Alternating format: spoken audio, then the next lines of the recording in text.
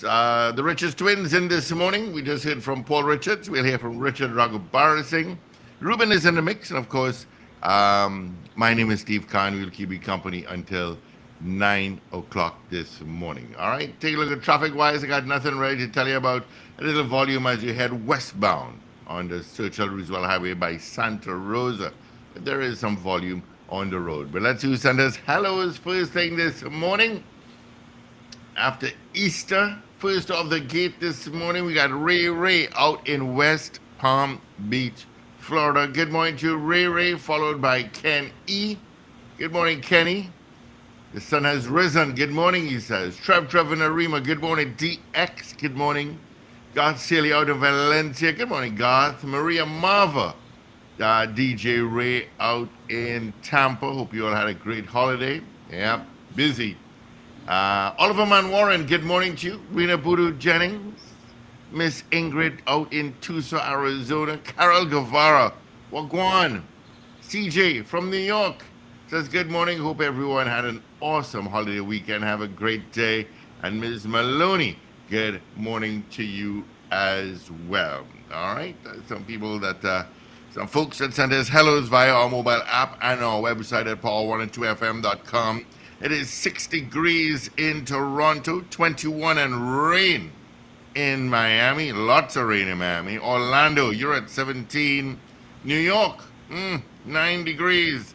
Let's see. Atlanta, you're at 5. London, you're at 12. Tampa, you're at 17. Tampa is at 17. And Washington, you're at 7 degrees. What the weather is going to be like for Trinidad and Tobago? Hot, sunny, breezy, despite 1 or 2 daytime showers this evening, mostly fair. All right. Maximum forecast temperature for Trinidad, Piarco, 32, and Crown Point, it will be 30. It is 23 degrees at both islands in Trinidad and Tobago. All right. Let's say good morning, good night to Paul Richards. Good morning to you, my friend. Morning, Steve. Morning, everyone. Morning. What's happening? Okay, well, you survived the long Easter weekend, I see. It was busy. I could do it another 2 days, would you believe? No, it was just fine. Yeah, I could do it another 2 days. Love getting up late. Late is like 7, 8 o'clock in the morning, but loved it. I think we had quite enough. It was. But we have another holiday coming up soon, Eid. Eid, yeah. I Still think to be Muslims are announced. fasting, if I'm not mistaken. Sorry? Muslims are fasting. Yes, it is in the month of Ramadan. Yeah. So Yeah. we probably have another holiday before well, depends on when the moon is sighted. So Yeah. But the president will declare we either, get word and that's soon enough. Friday or It's actually Saturday. expected to be a Saturday from my understanding, but if it is not on Saturday, it's on the Sunday, then the holiday will fall on the Monday. Correct. And yeah. One out to So the two. So the land that still ban Calypso on holidays. I love it. I love it. Oh, I just find this a bit much. Short week this week. We don't know about next week as well, as yet. So, yeah. So, good morning to you. How was your long weekend? You rest? Very quiet. Very extremely quiet. Yeah. Did quite a bit of schoolwork. Did you really? I decided I'm not going to waste it. And I got through a lot of curriculum designing and stuff like that for an Okay. upcoming semester. So, but I see the dilemma has been busy. He has been busy. I saw that last night. What's going on with him? God alone knows. But he had a mental lapse or something. He had some lapse. He had a lapse in something. You could ask that Charlie if I can suck your tongue. Um, But he forgot the yeah. cameras were on or what? A hot mic, I'm sure. Yeah, but why are you asking a child to suck his tongue? He had a lapse. It's a lapse. we, Okay. call, we call it a lapse. Oh, there's a lapse. Okay. Very disturbing, to say the least. Yeah, very disturbing. And it was disturbing as well on Saturday evening. I decided to. Long time I haven't watched the 7 o'clock news, and the first 10 minutes was all about crime. As usual, yeah. That's generally the situation. It was all about crime. And of course, the Um, owner of a grocery on the Eastern Main Road in San Juan. Oh I my God. understand in Piarco in Orapun area had a double shooting as well. The Home one with the Chinese invasion. businessman in San Juan is particularly disturbing as a video to watch because you actually heard the man lose his life.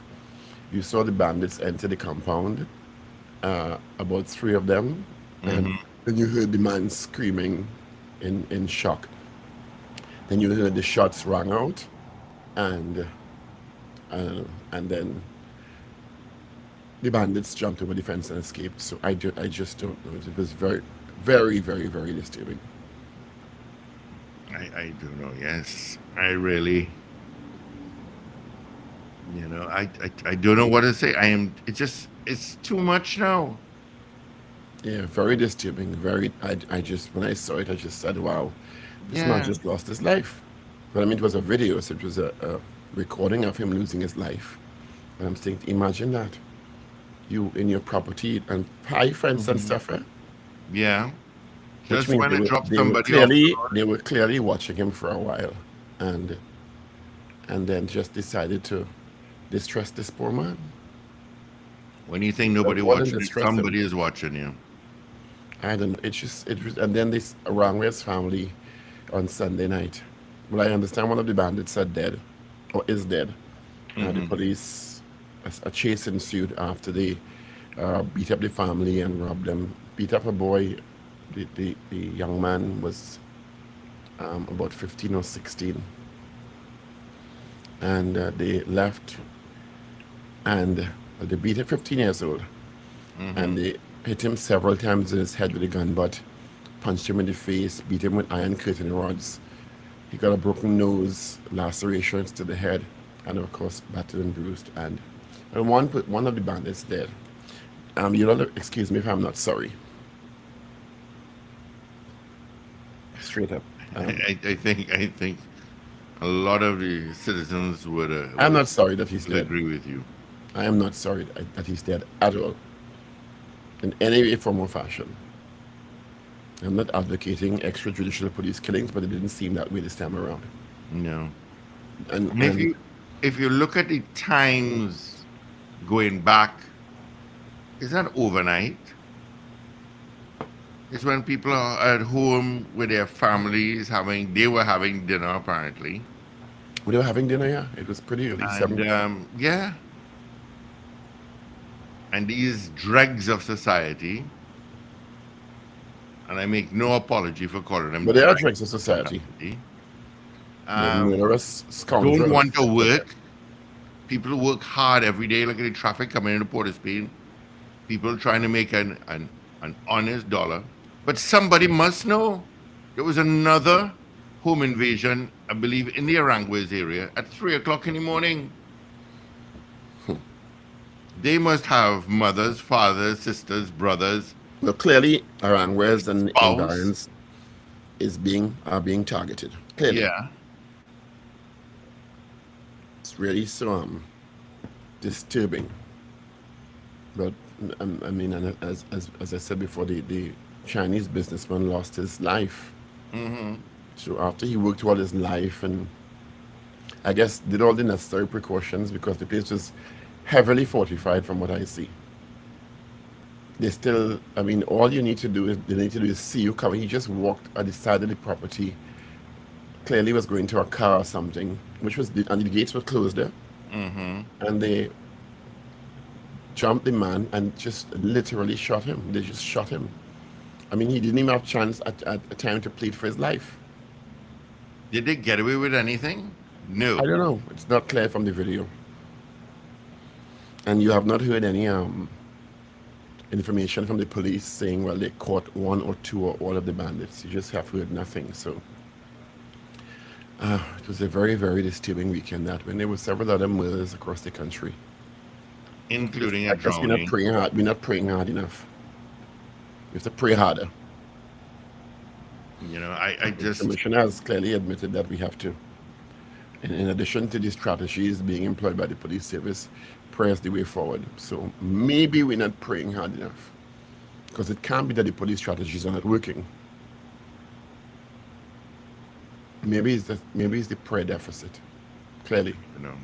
that But we they need to did. focus The on. police did have a lot of roadblocks this weekend. They did. I saw a heavy police presence over the weekend. They did. Yeah, But I a lot mean, of is I didn't is get that stopped in is any. I didn't see any. it's clear that the increased police presence is not intimidating the bandits. No. It's clear because the police are out in full force. You have to give them credit for that. They are highly visible. There are roadblocks almost. If you drive for an hour, you probably encounter about two roadblocks, Yeah. depending on where you're driving it. In the heavily urbanized areas or the areas that are densely populated, you're going to get a lot of Yeah. roadblocks, which is a good thing. But that is not intimidating the bandits at all. At all. But even the home invasion in Aranguez, Paul, and folks, said she called 999 and she was put on hold. On 999. On nine. No, I have called 999 a couple of times. And yes, I was also put on hold. I just don't know. Yeah, I remember when I called 999, there was it was during school time, and one gang of one school to another gang of one school, and they were pelting stones in the quasi, and they were hitting cars. I called the police, I called 999, and I told them, and you know when they called me back? 20 minutes after. And I did. I I told just them, got an update. One of the bandits clearly was killed in the Barataria in the Sanwa, in the killing of the Chinese businessman. oh, one was shot, one was Yeah. killed. Okay. Police And officers I responding to the expressed shooting were and able I to track the expressed three suspects who reportedly entered the San Juan River after shooting the businessman. The officers searched the area, and one of the suspects allegedly fired at the officers. The officers returned fire, killing one of the suspects. They recovered a Glock pistol, one magazine, and 12 rounds of 9mm ammunition. One of the suspects remained unidentified up to yesterday. So, again, I'm not sorry.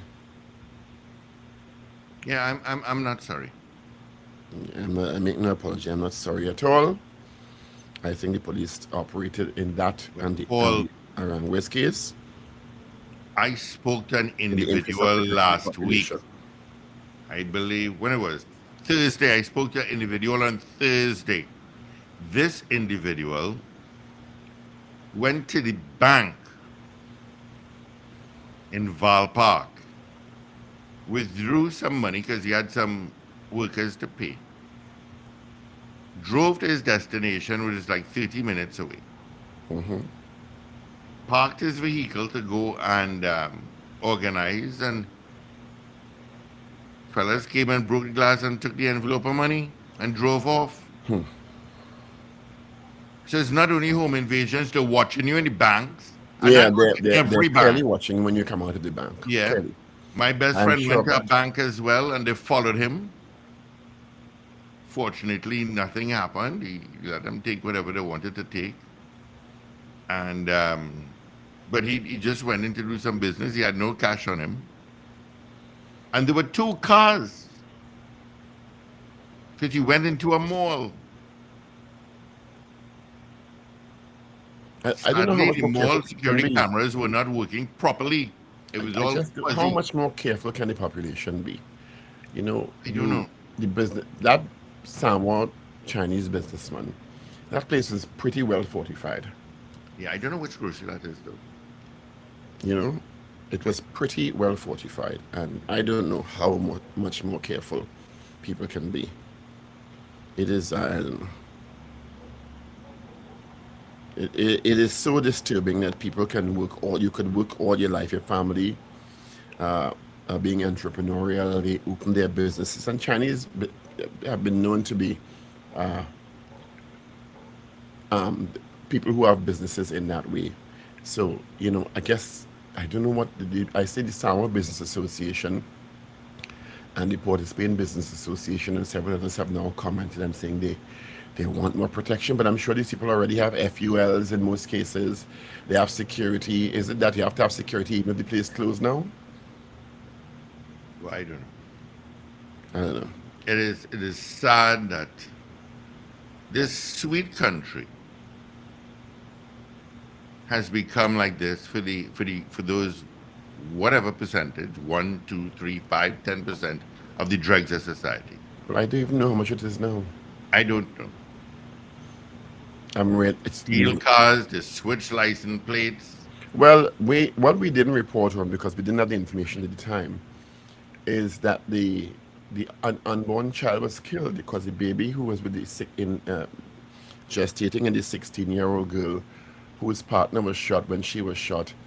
Uh, is it in Tunapuna or And they Saint got thin. Augustine last week? The baby died. So that's murder. Yeah, the baby died. It was an 8-month-old fetus, and apparently she was shot in the abdomen. Clearly, the baby was shot also. Imagine you are unborn and the subject of gun violence.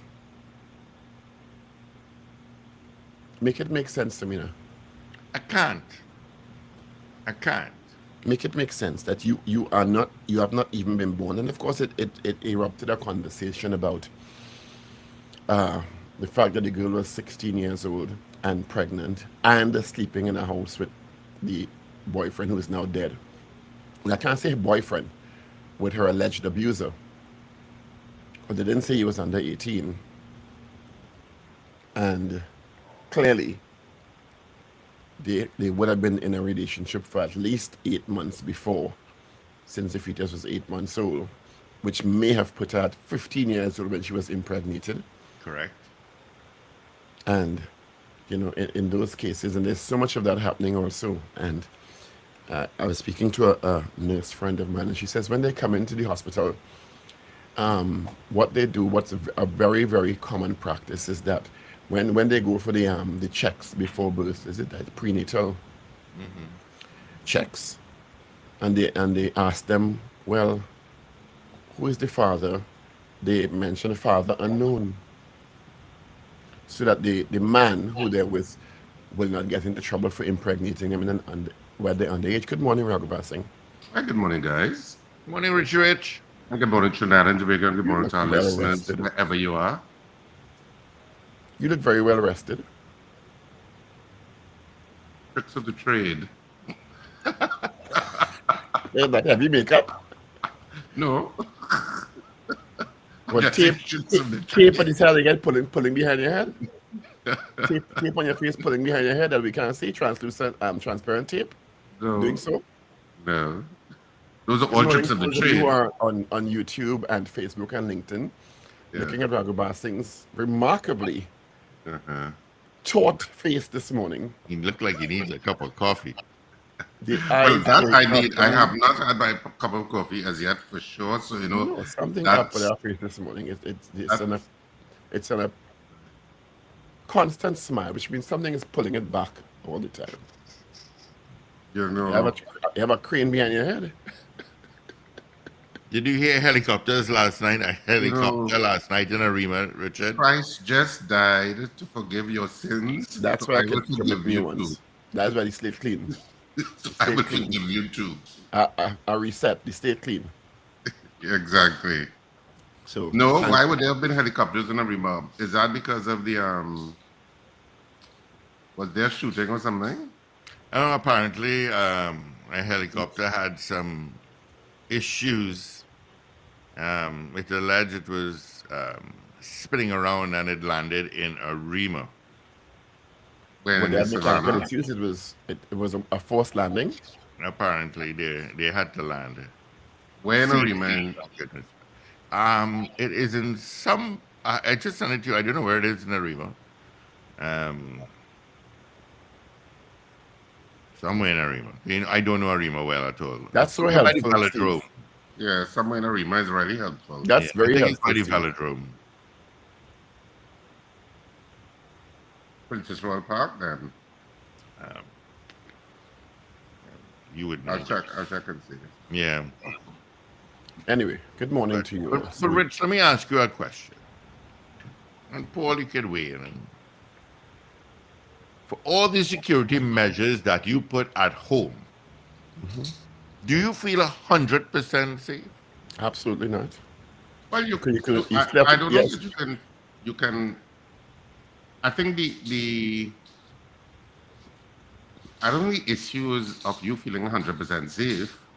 I think the issue is how safe do you feel in the country, and because that's really what the matrix point would be, because how safe you feel in the country would be directly related to how safe you feel at home, regardless of whatever cameras and stuff you have, because cameras are just deterrents. Yeah. They're not foolproof, and you have many bandits now or home invasions that take place on masked people because they understand that people have cameras. They're not stupid, so they know that cameras are around. Even though, of course, I remember asking Gary at one point whether, in fact, and I think the police commissioner at one point too, whether in fact the cameras, we have the technology to see behind masks. In other words, can the technology indicate what the face is most probably like behind the mask? And I think there is technology like that. Yeah, there's. And It looks at the main. Some of them call 124 scan, 150 scan, where they do the points in the face, the main points, and they can generally reconstruct the shape of a face, not the color of the face if it's masked, but of course the general shape of the face to have a kind of composite. yeah. What also gets me about this is that when you see some of those videos, there are people who know who these people are, because people have particular walks, people have particular body language, and people who know you know that's you. And the technology also gives you the height of the person, Yeah. the width of the shoulders, as you say, the gait, the walk. As a Steve, to answer your question directly, when I'm inside the house, because of how burglar proof it is and because there are cameras, I feel safe. But from the time you open your front door or gate, when the front gate is sliding open to drive out, I automatically get anxious. If I'm in the front yard and we have a high fence, I feel anxious. So once when I'm inside, because of how fortified the house is, with burglar proofing right around, which is the way we have to live now, unfortunately. Uh, when I'm inside, I feel really safe. And then we have cameras all the way around. When from the time I open that front door and the porch gate, and certainly when I open the gate to drive out of the driveway, I get automatically anxious because at that point is when you become vulnerable. If I'm doing gardening, I'm hypersensitive. Yeah, you don't know going to jump the wall. Yeah, I'm hypersensitive. So Clearly, to a answer your high question fence does directly, not stop I them. feel safe inside. Once the front door is open, I don't feel safe because I mean, look at the Chinese businessman. Look at the Chinese businessman in his property. It was highly fortified, high fence.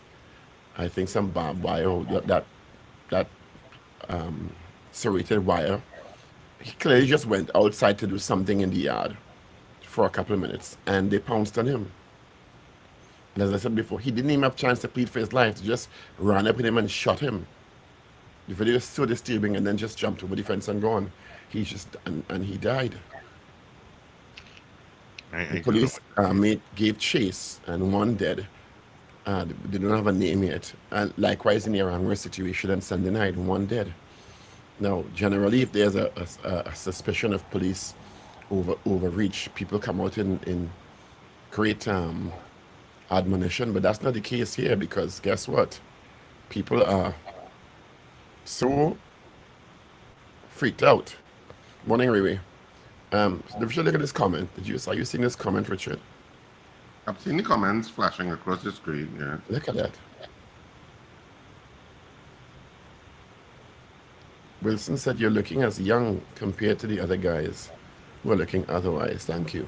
Wilson is not getting any free tickets. Wilson needs to go and get some eye check. Clearly. I've taken that, Wilson. And you can send your messages via Facebook or YouTube, which we're streaming in, or LinkedIn, which we're streaming in, any of these three platforms, and of course on power2digital.com. So, a very disturbing weekend of crime. Was there also a shooting last night in the Orokun area? Yeah. Didn't hear about that yet. Yeah. Yeah, and a car that crashed. They shot at a car and it crashed because I think Christy had sent it to me last night, Mrs. R, and she was saying that there was a backup of traffic on the highway, even though it was like 11 o'clock in the night, because of that shooting in Oropoon, in Piarco, somewhere around there. It's quite unfortunate. So, I we suppose are- we still have to we are- confirm it. We still have to about- confirm it. but Yeah, the it fetus says that died, the unborn child that died, the Yeah. 16-year-old girl. That was reported on Friday. I think it is the news reported that the child had died, the unborn child had died. So now the father and the girl is still in critical. The young girl is still in critical condition because she's a girl. She's 16 years old. I don't know. But Richard, what's going on with the Dalai Lama? I don't know. That was such a strange and bizarre story. Bizarre. When I Isn't saw that that story, I was bizarre? like, what? It's bizarre. You know. But then, you know, Religious religion, leaders are human too. They're not spiritual. religion is run by men. And women. Yeah, and women. Well, some religions Most hold religions are women run that by right men. because many religions are very patriarchal. Patriarchal. So, but yeah, Wasn't that bizarre? I think it was so bizarre. some religions. What gets into your head? Where does that thought come from? Can I suck your tongue? I don't know what that. Is it some sort of Tibetan ritual or practice that we don't know about? I have no clue, Paul. I cannot answer that. And what is astounding is the organization releases a statement apologizing for hurt caused, and we move on. I don't know. I don't know. I know certainly. Richard Raghubar, if I- I or you or Steve Khan were caught on camera asking a boy, "Can I suck your tongue?" we would not be sitting here this morning. No, but we are not a Dalai Lama. But We would be probably charged with some sort of grooming exactly. or child abuse. Am I wrong? No, you're not wrong, and that's what the law should No. be. We would And be the law would charged be with correct. grooming, And the law would be correct. and or child abuse. And the law would be correct. But obviously, Or would I it can't be even begin. exempt? But Paul, I cannot even begin to understand what the hell the Dalai Lama was thinking. There's nothing to understand. It's just I very, don't, very. I don't know what that confused me when I saw that story starting to circulate. I was like, what? That story makes no sense coming First out I of thought the it was fake weekend. news. What is But that? then the BBC and CNN and Al Jazeera were reporting it, and Reuters. Yeah. They were all reporting it. So they are pretty reputable news organizations. And then they reported the apology issued by the Dalai Lama, and I'm saying, but how? Because I guess it's so abhorrent to me that I can't understand how that enters your head. It's bizarre. How does it enter your mind and then It's come out of your mouth? bizarre. So you ask for a hug, very understandable, you know. Even a kiss on the forehead for a child, you know, and under some circumstances, maybe benign, but to ask the child to suck your tongue, can I suck your tongue? Senior Counsel Israel Khan is calling for a revision to the way silk is appointed in Trinidad and Tobago. Presently, there's a collaboration between the Office of the Prime Minister and the Office of the President in awarding silk. Is that correct? Say that again? In terms of people getting a senior counsel silk in this country, there's a collaboration between the Office of the Prime Minister and the Office of the President. Yeah. I know there have been recommendations to make that entire process more transparent. But he's suggesting that it be totally at the discretion of the president and take out the political entity from any involvement, meaning the office of the prime minister. Well, I don't know that the office of the Prime Minister needs to be involved with senior counsel, but I certainly think that maybe the legal fraternity to some degree, whether it be the Law Association, whether it be a panel made up of members, senior members of the bar, that looks at a list that's proffered, together with the president. I have no problem with the president. So you're in agreement that the office of the Prime Minister should be taken out of that equation? Yeah, I don't think the office of the Prime Minister needs to be involved in that. So that could be our question this morning, unless you have a better suggestion. Yeah, I don't think the office of the Prime Minister needs to be involved. Well, I senior think, counsel is what kind of I, think saying the, like I think the process needs to be more transparent. Yeah. And I know they have It's like recommendations. it's like a secret thing now. Yeah. I know, but because it derives from King's Counsel, which is really the purview. Well, it used to be Queen's Counsel for so many years because it came through a particular route. In the UK. Yeah, hence the president being the substitute, which I understand. But the how do you decide who gets senior counsel, and how that whole nomination process. And what is the eligibility criteria? Yeah. Well, usually it's somebody who has distinguished themselves in the field of law, not so? Yep. In Right. terms of So their practice, I'm quoting in from the terms of what they've Newsday done. now. Yeah. I'm quoting from the Newsday article today. The Law Association has intervened in the interpretation claim on the appointment of Senior Counsel or Silk. On Thursday, the attorney for the association sought permission from Justice Devendra Rampersad when the claim filed in March by prominent and outspoken attorney Israel Khan SC came up for hearing. The judge gave directions for the filing of the submissions and affidavits and adjourned the matter to November 24th for oral address. In his interpretation claim, Khan is of the view that the appointment of senior counsel should not be done by the president on the advice of the cabinet, or a minister or prime minister. He said instead, the president should make such appointments on her own discretion or on the advice of anyone or authority other than the cabinet, including the Chief Justice. So it's along the lines that you are suggesting. But I guess you want a more transparent also, in addition to taking it out of the hands of the cabinet or the prime minister, which are political elements, to have a more which caused a furor under the People's Partnership when people raised the issue of Kamala Prasad-Bissessar and Anna Ramlogan giving senior counsel among themselves, so to speak, while they were members of the cabinet. So it optically is very difficult. It's Whatever very, they give it's themselves. very challenging to defend it like that because it reads wrong. Yeah. It reads optically it's not attractive, and Yeah. so I think that the better process is something that divorces itself from political decisions and let it be the president, maybe in tandem with some dedicated team under the Law Association or something like that. Because all attorneys are members of the Law Association. All. Yeah. Absolutely right. I'm going to Once you're a try practicing something attorney, you are a member of the Law Association. You will tell me if this actually works this morning.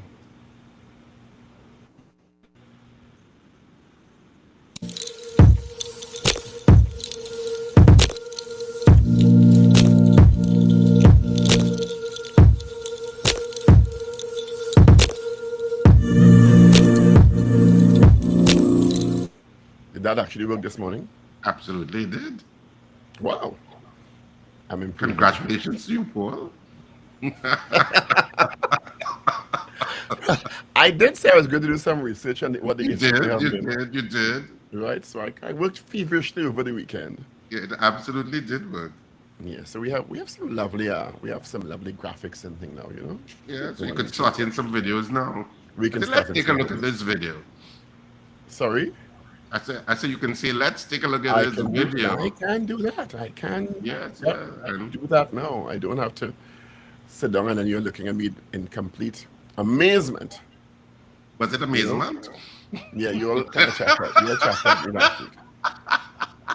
You're looking at me with scant courtesy last week. So apparently there's a little tiff brewing. Well, I don't want to call it. I don't want to trivialize it and say little, but the Tobago Fisher Folk Association would write to Prime Minister Dr. Keith Rowley to highlight what they describe as problems with fishermen from Barbados. Will we ever get over this fishing row with Barbados? I remember 2 years ago, Rihanna and Nicki Minaj were hanging out, and Rihanna casually said to Nicki Minaj, "But you try to teeth with flying fish." So, and Nicki Minaj looked in total shock, like, "What the hell you just said there?" And she just did that. So, but there's a long-standing little war of words between Trinidad and Barbados, off Tobago, I should say, more Tobago, because Barbados is off Tobago. But Major's message Tobago is off Barbados. Someone put it in a neutral way. And so she said it, and there have been long-standing issues. So the Tobago fisher folk are saying, well, now since COVID, the Barbadian fishermen are encroaching on Tobago waters and making it difficult for them. Now imagine they have a whole sea, hundreds of nautical miles between the two islands, and they're fighting about who could fish where. Is there a maritime boundary somewhere? There is. And we went to court to But establish I guess it. there's no flagpole in the water to tell them the boundary don't go over here. I assume that I don't know what they would have, but remember this went to court under Yes, the it law did. of the sea. That boundary between Barbados and Trinidad and Tobago. And Barbados, remember, it was under the Patrick Manning administration. And I did think at the time that Patrick Manning was very statesmanlike in his approach to it. As you should be. He was very statesmanlike in his approach to it, and said he didn't make inflammatory statements or anything like that. He just let the international agency who adjudicates on the law of the sea. There's some agency that does it. It just doesn't come to my mind right now. And he was pretty statesmanlike in how he approached it, even though there was some remarks coming out from Barbados at the time. And You have to be statesmanlike in those situations. yeah, and because it got very heated at points with regard to that, but he kept a very statesmanlike position about it, and I really admired his approach at that time and how he dealt with it. But both sides claimed victory to some degree. I can't even remember who exactly, but I think it was decided. So I'm not so sure. So if it is that they are crossing into Trinidad and Tobago waters, countries get very territorial about the waters. Yeah, well, they should. It's part of your sovereignty. So it's an issue to decide of, is it a CARICOM issue? Is it that fishermen are allowed to fish wherever? And is that where we want to go? Because Well, it's a CARICOM sister nation. And they So- have CMSC, but the fishermen applying CMSC, we working in Trinidad waters. But I don't know if fisher folk come under the CSME. I'm being I don't- facetious. But it's a legitimate issue, Paul. I don't know if fisher folk come under the CSME Yeah. and whether they should. And whether they should. Yeah. And whether Really? they should. So that the Caribbean Sea becomes one space in terms of fisher folk wanting to. But it also becomes a security issue. It is a security issue. Well, Because fisher folk could be fisher folk in quotations and be more sinister than that. So then you'd have to patrol it in any case. but you always should be patrolling it. But the issue, if it is that Trinidad and Tobago fisher folk are raising the issue, it means there is obviously no guarding of the territorial line. So Yeah. because they're complaining that they're crossing it and fishing. Yeah. It's 6:45. Let me try some show-off things again.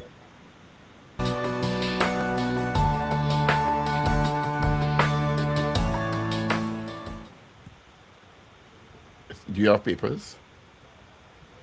No, I don't. So what's your purpose really? Let's Come up be with the honest. question. That's my purpose in life this morning, to look Well, young you on can't, this program. you log in later than everybody else, and you have no papers. So I mean, Uh, let's make you useful, no? well, I know, and I really thought that you were coming with such a big, with all of the research that you have done, it would have been a graphic, and we'd have actually seen the front page of the newspapers while we read it. I can do that. Yeah. Obviously, my expectations Just not today. my expectations were too high. Just not today. I can do that. That's not an issue. That is quite doable. Under the present technological advances, It's Tuesday, the 11th of April. If you're celebrating a birthday today, happy birthday to you. Have a wonderful day. Let's start with the news day online. Law Association intervenes in appointment of Silk lawsuit. Come papers, stop stressing out this morning. For some reason they right. Global food prices decline. I don't know why it's stressing me out today. Okay. All right, Paul, no need to stress. Okay, I have the newspapers, so I can read the headlines. Okay. So you have a thank purpose you. then. Good for Huh? you. Yeah, Well, shall we agree on the Israel on the Silk question? we can, yeah. Okay. That's All fine right, with go me. ahead. It's all yours. So the Daily Express for today. Terror at home, that's the main headline. Woman makes panicked call to cops during Arangua's invasion. Help fast, please. Terror at home, suspected bandit killed by cops. And that's basically is the headline. Subheadlines, Gasparillo Street brawl ends in death and more business groups call for guns. Of course, we will be speaking to Rajiv Dipti later on in the next hour, who is the head of the Supermarket Association, with regard to that issue about the clamoring for firearms users' licenses by the business community as a result of the criminal element. On the back page of the Daily Express, Champs TNT under 15 title clinched, Bassarat thankful. So that's the front and the back page of the Daily Express this morning.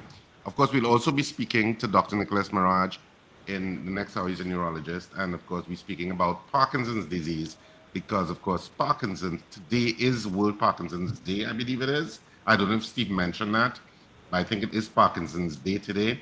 And so we will be speaking to Nicholas Mirage concerning that.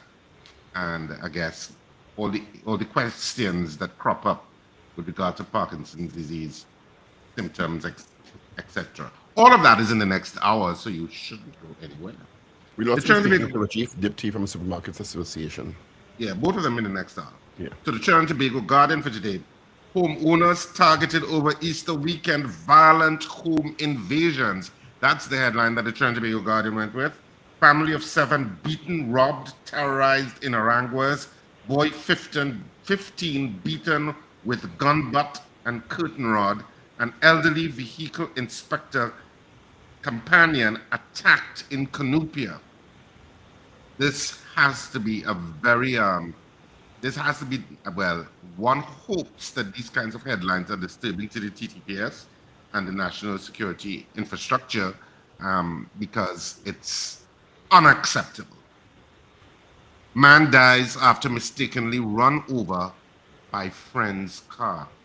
All of that are the headlines. Well, there's a headline and sub-headlines on the Trinidad and Tobago Guardian. On the back page, TNT snares 5 gold medals. Frederick, Cumberbatch, and Waldron close out Carifta Games. I don't know if we're the leader in terms of the medal count. I always, I'm competitive that way. So I always want to know if we're the leader in terms of the medal count. So maybe I can dig into the details and tell you. But that's the main headline, really, on the back page of the Trinidad and Tobago Guardian. TNT snares 5 gold medals. Frederick, Cumberbatch, and Waldron close out Carifta Games. Moving on to the Newsday today. And on the front page of the Newsday, gun dealer warns Commissioner of Police of court action over missing 500 rounds. Where is the ammo, Ula? That's the headline that the Newsday went with. And of course, the main pictures of the celebrations of Easter at the beach with dad and his daughter. 1 dead in brawl and woman killed in Arima. I'm not too sure what that is about, but that's the sub-headlines on the Newsday today. The back page, Frederick Waldron Cumberbatch star on Nassau track, Golden Flurry, and Gunners clinch Chief Sec Bago T10. TT Carifta swimmers third with 54 medals. Congratulations to the Trinidad and Tobago contingent at the Carifta Games. Absolutely. A round of applause to you. If Steve Khan was on top of it, he would have generated a round of applause, but he's not. So thank you. What you would have done for us over the period. There was one thing I was going to mention, and I just can't remember what it is. But anyway, that's it for our 3 dailies this morning. All right. Thank you so much, Richie Rich. Good morning to you, Mr. Carapo, Central Animal Lover. Good morning. Rampage, good morning. Our poll on Thursday. We asked you, we got hundreds of votes on this one. Do you think the chief fire officer should apologize for his statements that drivers are causing the damage to vehicles? That was our poll on Thursday. 96% said yes. 96% said yes. 516 votes. All right, let's get into this morning's poll, gentlemen. Yeah, you want to phrase it, Paul? Check the screen. Okay. Okay. Do you agree? Would you agree with a review of the process for the award of Silk in Trinidad and Tobago Senior Council? Yes or no? Or do you want it more pointed than that? Should the cabinet be taken out of the process for Silk, the award of Silk? I think be more pointed. Okay, well that will be it then. Should the Yeah. cabinet be taken out of the process for the award of Silk in Trinidad and Tobago? Yeah. Yes or no? That's our question this morning. Should cabinet be removed Yeah. from considering the award of Silk in Trinidad and Tobago, that's Senior Council? What's your opinion? Of course, you can call us now and give us your vote. 222-TALK, 222-8255. North Americans, 866-525-1099. People on the web and the app and YouTube and Facebook, etc., you can send your votes via the messaging or comment section, and we'll record it. Yeah. All right. So do you think that the cabinet of Trinidad and Tobago should be removed from the consideration of whom gets senior counsel? Yes or no? That's a suggestion from Israel Khan. What do you think? Yeah. All right. 222-8255. Toll free. North Americans, 866-525-1099 via our mobile app or our website and on our YouTube stream as well. All right. To answer your question, Central Animal Lover, the Barataria Police Station has been reopened. All right. It is open. It's now a regular police station. It's not a post anymore. The Barataria Police Station is open. All right. Got some calls coming through, so let's grab them. Good morning, caller. Good morning, Steve. Dinsley here. My answer is yes. All right, Dinsley, thank you so much. All right. So we're taking your votes. You can send it via the usual ways you send it. You can send it via the messaging portal, on the web and the app, or all of the other places where you can comment. You can send your votes, or you can call us at 222-TALK, 222-8255, North Americans, 866-525-1099. People in other parts of the world, 1-868-222-TALK, 222-8255. All right, Mr. Carapo says yes. Carol Guevara, absolutely. Thank you, guys. H.S. Wilson says yes. Thank you so much, H.S. Wilson. Trev in Arima also says yes. All right, thank you, Trev. 222-8255. North Americans, 866-525-1099. All right? That's So our do number. you think Bring that the the studio. cabinet of Trinidad and Tobago should be withdrawn as one of the approving authorities for senior counsel in Trinidad and Tobago? They should not be part of it. Do you think that they should not be part of senior counsel appointments? That's our poll this morning.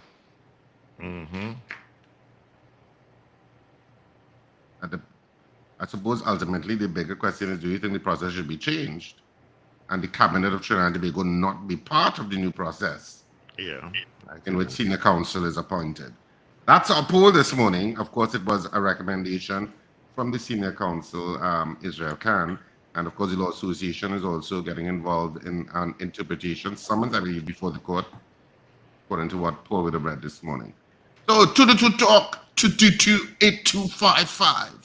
North Americans, 866-525-1099. People on the web and the app, you know what to do. Come on.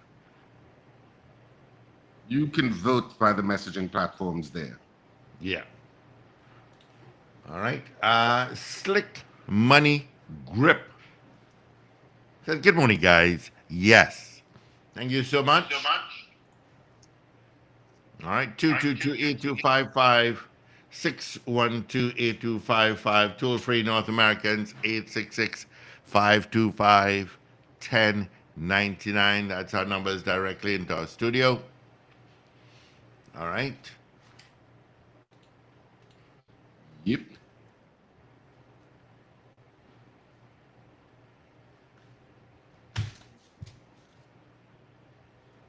All right. So should the cabinet be removed from considering the award of senior counsels in Trinidad and Tobago? That's our poll this morning. Some people are suggesting that it should be only the president that decides. Of course, I think it could be president. I think it could be the president in tandem with maybe, members of the Law Association, or whatever hybrid team made up of the Law Association and the judiciary, maybe. Yeah. D says yes. Thank you, D. All right. 222-8255. Toll free North Americans, 866-525-1099. All right. It's actually a lawsuit before the court. I don't know. I think it's an interpretation summons. I'm not sure, but I can tell you now. I so made it a point not to read newspapers over this weekend. I have to admit, I just didn't want to hear anything about news over this Easter weekend. Yeah, boy. I just wanted to relax. I was telling Paul when we started that I actually watched news on Saturday, and the first 10 minutes was all about crime, and it just didn't want to stop. I'm saying I just changed one time. I was in no mood to hear about crime. Yeah. So there's an interpretation summons, as I said. The Law Association has also intervened in the interpretation claim on the appointment of senior counsel or Silk. On Thursday, attorneys for the association sought permission from Justice Devendra Rampasad when the claim filed in March by prominent and outspoken attorney Israel Khan, senior counsel, came up for hearing. The judge gave directions for the filing of submissions and affidavits and adjourned the matter to November 24th for oral addresses. So that's what you need to know. So now you know. All right. Ms. Maloney Doodoo, good morning, says yes. Thank you so much.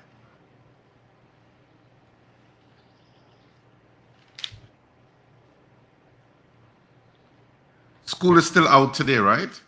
Yeah. No school. Still on vacation. Until next week.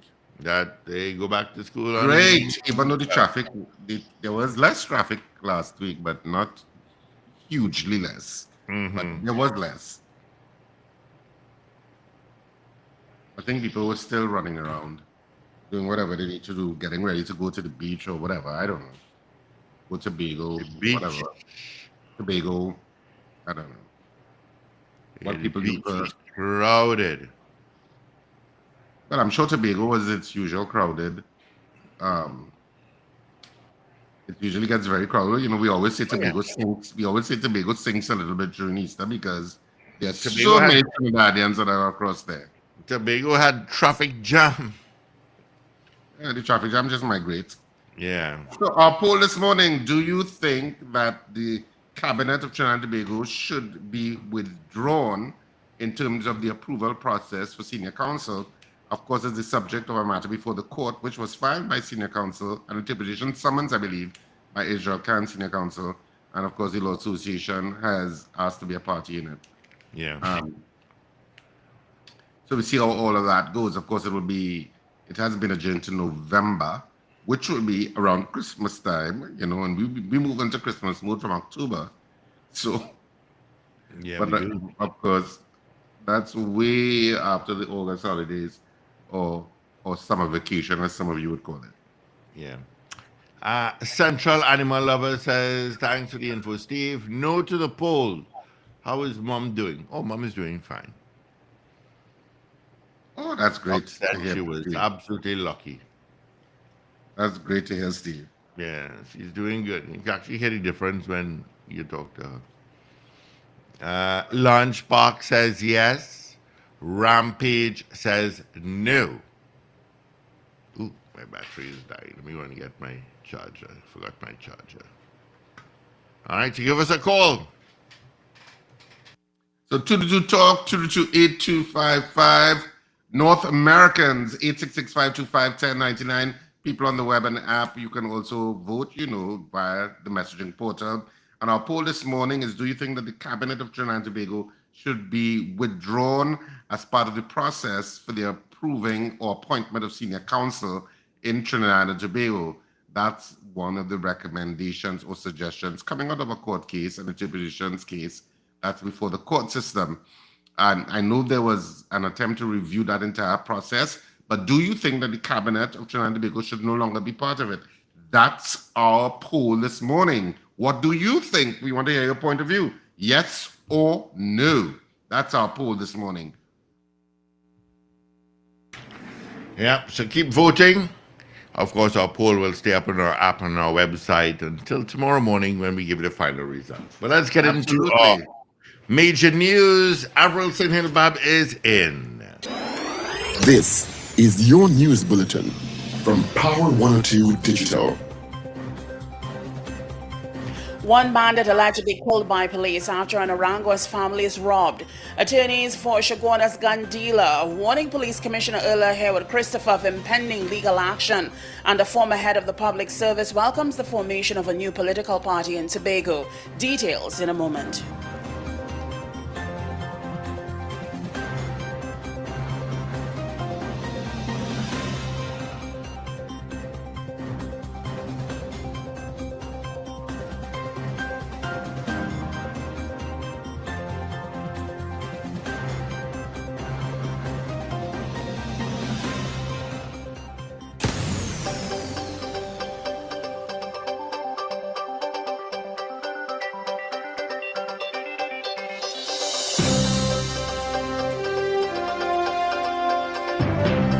This is news to 7 o'clock on Power 102 Digital. I'm Avril Sinhilbab. Good morning.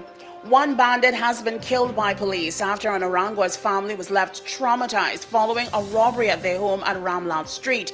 The incident took place around 8:40 p.m. on Sunday. Media reports say some family members were beaten by the bandits during the ordeal. As the bandits were reportedly leaving the scene, there was a shootout with the police.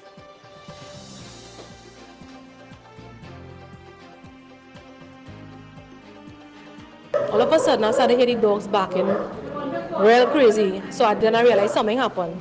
As I opened my door and I watched straight up, I could see the four bandits just running up the step. As I closed back the door, one of them run back down and grab the door handle to open my door, and I just click one lock. I end up calling 911. Every time I call, it's going, please hold for available operator. I go on the group chat now because we have a group chat. On the group chat now, all I could do, I couldn't type. The way it was happening because I hear my mother, I hear my daughter bawling.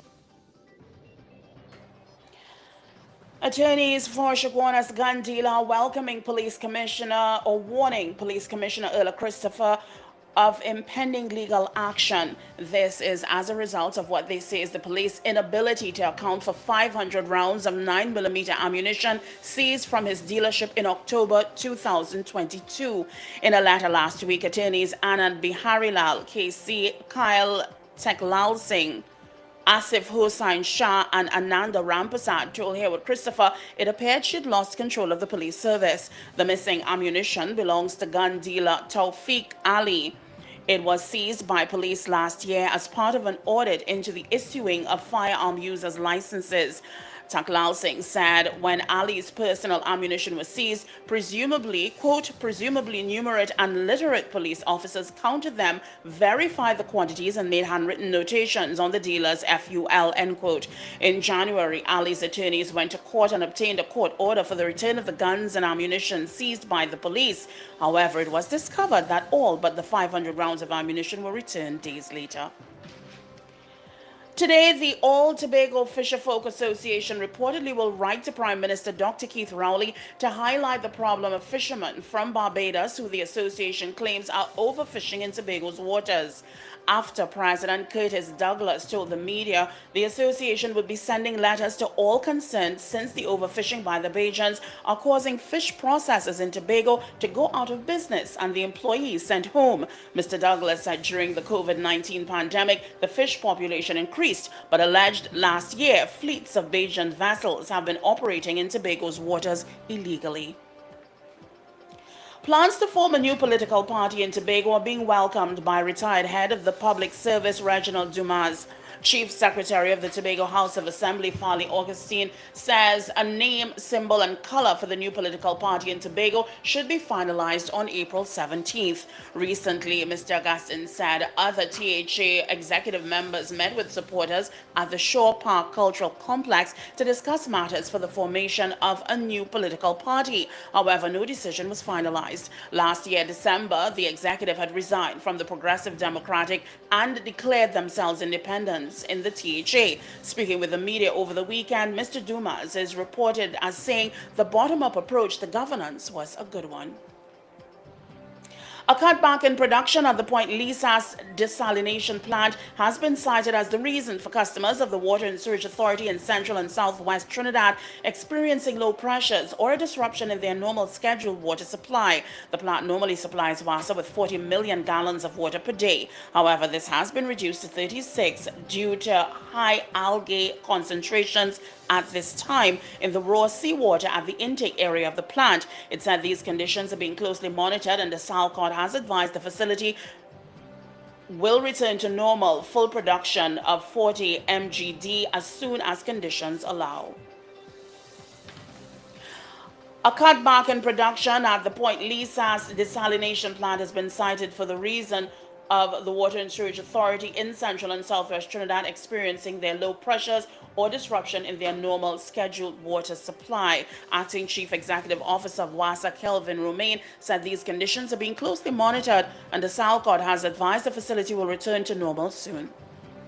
So DSAL has the opportunity to make up and we look at the aggregate. So they would make up and there's no additional cost, there's no reduced cost, it's just an aggregate. So we really do not pay for what we don't get in this instance. This doesn't usually last for any extended period of time. What they would do is make back up for the difference or the deficit. So if the deficit is 4 million, they would add up 4 million when production resumes to some level of normal. You are listening to news on Power 102 Digital to 7 o'clock. 5 people died when an employee opened fire at a bank in Louisville, Kentucky, and live-streamed the attack on Instagram. The victims were aged between 40 and 64. A rookie police officer who had graduated to the force just 2 weeks ago was among 9 others injured. The officer was shot in the head and is still critical after brain surgery. The shooting took place at the Old National Bank in the city center at about 8:30 local time. 2 survivors said that Monday's gunshots first broke out in a ground floor conference room at the bank. The suspect was named as 25-year-old Connor Sturgeon, who police said used an AR-15 style semi-automatic rifle during the incident and was broadcasting the shooting online. The attacker had joined the company as a full-time employee last year after spending 3 summers as an intern there. Officials say he had no previous contact with law enforcement. According to U.S. media, he had recently been told by the bank that he was going to be fired and had written a note describing his plans for the mass shooting before going to work on Monday. Police responded within 3 minutes and fatally shot the attacker in an exchange of gunfire. Well, finally, here is weather news for the period today until midnight. Trinidad and Tobago, predominantly hot, sunny, and breezy despite 1 or 2 daytime showers. Mostly fair night except for the isolated shower after midnight. Look out for a forecast maximum temperature of 32 degrees Celsius at Piarco International Airport and 30 degrees Celsius at Crown Point in Tobago. Currently, it's 24 degrees Celsius at Piarco and 26 at Crown Point. Recapping your headlines to 7 o'clock. One bandit allegedly killed by police after an Aranguez family is robbed. Attorneys for Chaguanas gun dealer are warning Police Commissioner Erla Harewood Christopher of impending legal action. A former head of the public service welcomes the formation of a new political party in Tobago, and 5 people die when an employee opens fire at a bank in Louisville, Kentucky, and live streamed the attack on Instagram. I'm Avril Sintil-Bab. That was news to 7 o'clock on Power 102 Digital. Look out for more news in detail at 12 noon and an update at 8 o'clock this morning. For more details, log on to power102fm.com. Up to date and credible. Power 102 Digital. All righty, 12 minutes after the hour is 7 o'clock. Thank you so much for joining us on the second hour of the Power Breakfast Show. Yep, Paul Richards, Richard Raghubarising, and myself, Steve Khan, keeping you company until 9 o'clock this morning. Before we get the results of our morning poll, let's take a look what's happening traffic-wise. School is out. A lot of people probably in Tobago. Yeah. But nothing really. A little volume going through Arima, Mokoya to Yui, getting to Port of Spain. Just a little bit of cars on the road. Heading to Point Lisa's Coover. That's your volume this morning. Volume again going through La Brea. Nothing really to tell you about in San Fernando. But leaving San Fernando, Harmony Hall, you've got some volume there. All right, that's a quick traffic update for you. Do I have any more votes? Thank you, Ambrose. Yes, I saw that. All right. I got nothing else.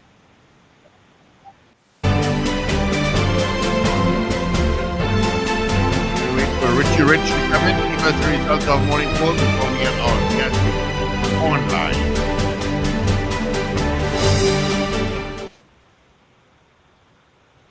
Well, he's not back yet, so. No. And there Let's he get is. the results of our poll. Welcome back. Goodbye. Singh, I do believe your mic may be muted.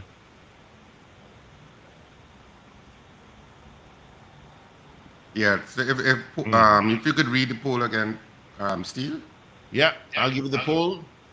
Should the cabinet be removed from considering the awards of senior councils in Trinidad and Tobago? So we had 13 people voting on the poll this morning in the allotted time that we had for the poll. Of the 13 people, 10 of you said yes. 11 of you said yes. 2 of you said no. That's what I had recorded. All right. So that's it for our poll this morning.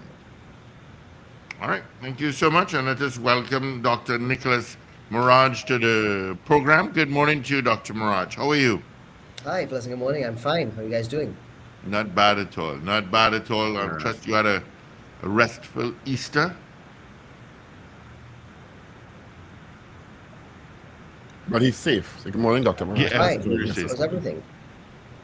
Yeah, Dr. Miraj, thanks for joining us on the Power Breakfast Show this morning. And of course, we know it's Definitely did. it's today Parkinson's Day. Today is World Parkinson's Day, correct? Yes. Right. Today's World Parkinson's Day. So we wanted to have a discussion on that.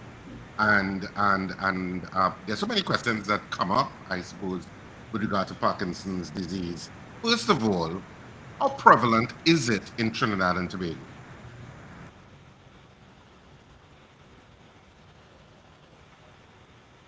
We lost the connection or something like that, Steve? I think he has a connection issue. Yeah. For some reason. Yeah, You he's sure it's dropped not right something off. that we need? You sure it's not something we need to blame Steve for? No, it's not Steve. He has a connection issue. Oh my God, somebody can I need message to him record to that. I need to pull just that. reconnect. It's a bandwidth issue. So. I need to pull. It's not my fault. I need to pull that. Oh, what it is, it's something that we need to blame Steve for. Right, he's back. Hi, sorry about that, guys. So yes, Dr. Miraj. So if you could tell us, how prevalent is this in Trinidad and Tobago, Parkinson's disease? Parkinson's is a lot more prevalent than we would think it is. About 1 in 100 people has Parkinson's, and it's very common and very prevalent here in our population. Especially, it's more male predominant, so more males than females have it in about a 2-to-1 type of ratio, and it gets very common above the over 60 age group. What is Parkinson's? So Parkinson's is a disorder of the brain where a certain area doesn't, where it has some degeneration. That area of the brain is called the substantia nigra, and it produces a chemical called dopamine. And that dopamine is important for specific things in our body. For example, there's the movement aspects, and then there's the non-movement aspects of Parkinson's. And that's particularly it. So when you see patients having the tremor, the slowness, the stiffness, the trouble with walking, and then a lot of the other symptoms, for example, the premotor symptoms, that's how it kind of comes about. It's a very long disease, unfortunately. What would there be? Is it a disease that progresses with age? It's more common as the population gets older, so it's more common in the above 60 age group. And once you have the disease, it gets progressive with time, unfortunately. So if you've had it for 2 years, 5 years, 10 years, there's more degeneration in the brain, and that causes further damage and further worsening of your symptoms. What makes somebody more susceptible than another in terms of getting Parkinson's? You know, unfortunately, there's no real answer to that question, Richard. The biggest things are 1, being male, 2, being above 60, 3, it could be having a family history of Parkinson's, but that's mostly the genetic type of Parkinson's. So if your dad has had Parkinson's, you still have a very low possibility of having Parkinson's unless he had Parkinson's at a very young age, let's say in the 30 to 40 age group. That would be the genetic Parkinson's. As a neurologist, which is what I wish I would be when I was growing up, and possibly still, you never know. How often do you see people coming in with the suspicion that they have Parkinson's for diagnosis in the country, or is it? It's pretty common. I would say I see maybe in an office in Mount Hope, I probably see at least maybe 2 to 4 new people a week, and it is common. So a lot of people 2 to 4 new people. 2 to 4 new people a week. I would say that most people come to me thinking they have Parkinson's when they have some sort of tremor or shaking kind of disorder, shaking of the hands, shaking of the head, shaking of the legs. And the most common thing people think that is Parkinson's, when in truth and in fact, Parkinson's is not the most common shaking disorder. It usually ends up being something else called essential tremor, but in a few people, it ends up being Parkinson's instead.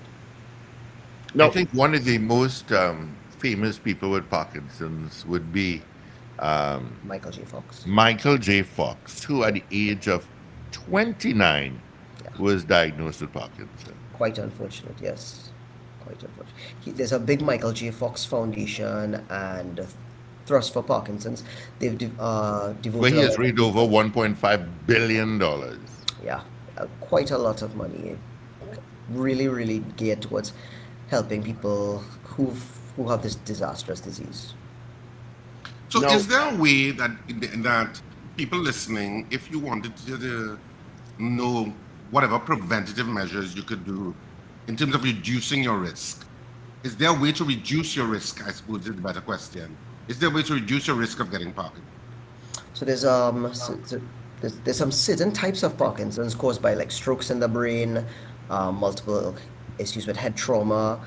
Those are the vast uncommon variety, but that would involve preventing strokes. For example, if you have high blood pressure, high cholesterol, diabetes, smoking, eating a crappy diet, you fix those things. Certain patients have a predisposition for getting Parkinson's. For example, boxers from significant repeated head trauma.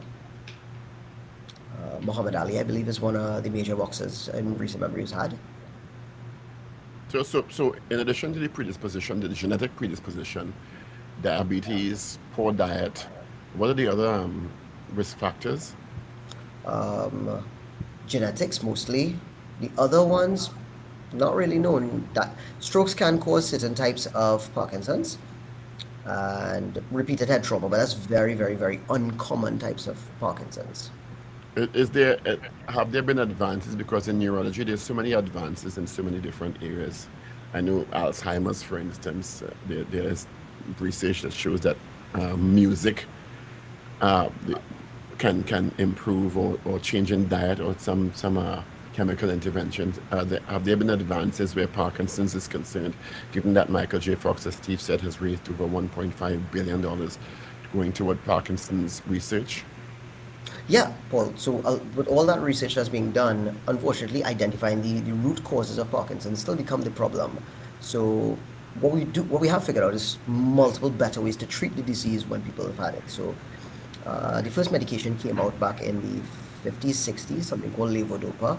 And since then, we've had multiple other sets of medications and specifically certain types of treatment. So, example, as I say, music for Alzheimer's. There's types of physical therapy for Parkinson's, such as biking therapy, dancing, um, enhanced response for caregivers, other types of medication. Those things have been the thrust of treatment in the past couple of years, even certain types of surgery for Parkinson's. Now, as you will see, I'm a big brain buff. Not Lovely. many people will find great joy in a modeled human brain.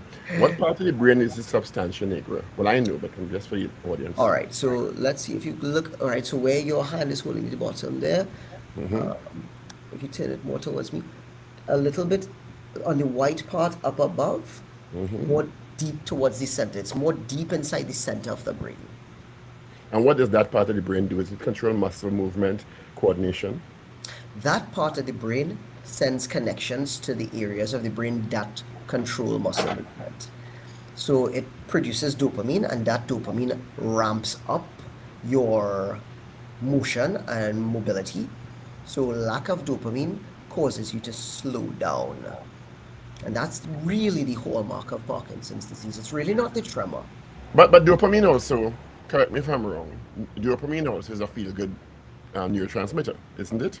Correct. When you eat chocolate, when you do something you like, dopamine, you get dopamine rushes.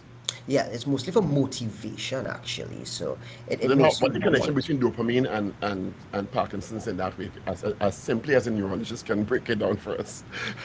So there's four dopamine systems in the brain. One of those would be for motivation, exactly like you said it was.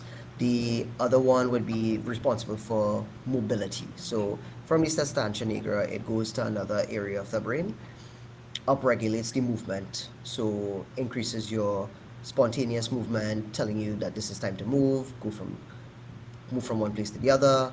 The other one that you talked about was more for motivation, more the experiential, emotional part of your brain. Are there reversal, what's the word? Suggestions for persons if they are in the early onset or early parts of Parkinson's diagnosis? Yeah, so what they would do at this point in time is give them medications that have dopamine in it to kind of restore their dopamine concentration back to normal in their brain so that they could have back enhanced mobility. Does that prevent it from getting? Does that prevent it from getting any worse, or it's just a temporary measure? It's just a temporary measure, unfortunately, Richard. And different people progress with the disease differently. Certain people, it progresses in a much more robust manner, and some people it just progresses in a very, very more melancholy type of manner, very slow progressing, not as bad as the other types. Are you willing to take some calls, some audience? Always. Is it life-threatening? Parkinson's itself is a relatively slowly progressive disorder. As it gets worse, eventually it can cause your body to degenerate to the extent that other things can cause problems. So, for example, with my patients who've had Parkinson's for 10, 15, 20 years, they usually have trouble swallowing eventually, and that could cause them to get pneumonias, lung infections, trouble with their bladder, and those things can lead to, unfortunately, loss of life. What Parkinson's really does, though, it causes a lot of other trouble with your body because besides causing the mobility problems, the stiffness, the trouble with moving around, it really, things predate Parkinson's by about 10 years besides those symptoms. So people would notice trouble with their sense of smell. They might have trouble with constipation, or they might have something called a REM sleep behavior disorder. It's a fancy term for when they're sleeping at night and they go into REM sleep. They start shaking about and moving about very, very violently. Essentially, they act out their dreams very, very robustly. So their bed partner would usually say that they kick them, they punch them at night. They quite vividly act out their dreams. So those things predate Parkinson's by about 5-10 years on average. So those are all symptoms that once you are experiencing that, you should do a medical check. You should definitely do a medical check. I mean, those things are fairly kind of common because constipation or trouble with your bowel, a lot of people complain about that as they get older, and it's very multifactorial. But just for the medical practitioners out there, just to keep it as a possible cause for constipation in the elderly as they get older. And have you found that in Trinidad and Tobago, given the prevalence that you've identified earlier on, Dr. Miraj, with you saying 3 to 4 new patients every week, that's a lot to me coming in, and that's just coming into Mount Hope public sector healthcare. So one would presume that they're also going into private sector healthcare and being diagnosed. Exactly. Do you find the treatments widely available effectively in Trinidad and Tobago? Yeah, the biggest treatment we have is levodopa or dopa, which is essentially dopamine to respond back to your brain, and it's available on the Chronic Disease Assistance Program, CDAP, free throughout the entire country. So, and it's very available. Most patients do get the medication without having to purchase it. There's some other medications, but those are for patients with more moderate to advanced Parkinson's. Are our prevalence rates on par with global prevalence rates, so North America, Europe, or are we above or below? Pretty much. We have a similar prevalence rate. One of my professors, when he had came down, he thought we actually had Parkinson's that looked worse than some of their Canadian counterparts. So it seemed a bit more aggressive here with us. And I would say over the past couple of years practicing, I have noticed that to some extent. That might be a combination of reduced socioeconomic status, less access to medication, less likelihood to getting a proper diagnosis early on. So I guess it's more multifactorial than just saying this is our worst Parkinson's that we have. All right. We do have a couple of calls coming through, doctors. So Let's let's one more them. question before we go to the calls. Is there any country in the world that has really low cases of Parkinson's, or is it that across the planet it's kind of on average wherever you go? Honestly, Richard, I'd have to check that for you, but to my best knowledge, it's pretty much average. About 1 in 100 people over 60 have Parkinson's. Okay. All right. Good morning, caller. Hey, morning, Richard. Yeah, good morning. Go ahead. Morning, Mr. Patrick. Up to yesterday, I was talking to a young lady about a fella watching. I observed he's shaking. But do alcohol use and drug abuse have anything to do with Parkinson's disease too? Alcohol use and drug use. Strong alcohol and strong drug use. All right. Thank you, Mr. Patrick. I see. Thanks for that question. So, not necessarily. Alcohol and drug use can increase the risk of strokes, and strokes can cause certain types of Parkinson's. But what you're probably thinking about is somebody who's having shakes, and alcohol withdrawal can cause a certain types of tremor, and that can be more due to alcohol withdrawal, or certain patients with alcohol intoxication can cause their tremors to be a bit worse. So it may not necessarily be Parkinson's that the patient has. It might be something else that the alcohol is either exacerbating or the withdrawal from alcohol is making worse. Okay. Good morning, caller. Good morning. Good morning. Hey. Now, my mom has Parkinson's, and she has, gotten progressively worse. medication that they are giving her at the hospital, while it controls the shaking, is causing her to lose her mind. So she's hallucinating, she is talking all sorts of things. She's seen children in the yard and things like that. And so sometimes she seems to carry on a normal conversation for like a minute and then she goes off. Is there anything that can be done to help with that situation? All right. Sorry to hear about that, but thank you so much for calling. Thanks for the call, sir. Sorry to hear about that. That is so hallucinations or psychotic features with Parkinson's can be multifactorial. One, excessive quantities of dopamine can cause that. Certain types of Parkinson's, something called Parkinson's with Lewy body dementia, can also cause hallucinations in patients. And certain patients with Parkinson's can also have Alzheimer's, which causes them to have some hallucinations also and have some trouble with their memory. So it'd be to identify what the underlying cause is. Two, certain medication. So if it's an excess of dopamine, cut back on the dopamine concentration and see if that makes the symptoms better. Or three, there's certain other medications, something called quetiapine, risperidone, that can work for hallucinations in this case. That might be potentially useful in your mom's situation. All right. Grab another call before we wrap up. Good morning. Good morning. Morning. Hi, morning. Morning, doctor. What's the difference, if related, in Parkinson's and Lewy body? Are there any connection there? Hi, thanks for that question. So Lewy bodies are the pathological compound that goes inside that essentially is in your substantia nigra that damages that part of the brain that causes Parkinson's, essentially. So you'd say Parkinson's is a consequence of having Lewy bodies in the substantia nigra in your brain. So one essentially kind of leads to the other there. No, this is Parkinson's month, right? Is it? That's correct. Parkinson's Awareness Month. What should we be? What is the theme? If there's a theme, and what should people be looking out for in terms of their awareness of their own situations or the situations in their families that they should probably get a check? The biggest thing that people see that makes somebody worry about Parkinson's is somebody having tremors or shakes. Unfortunately, that isn't the most common feature of patients with Parkinson's. What they really have is slowing down more so, reduced mobility.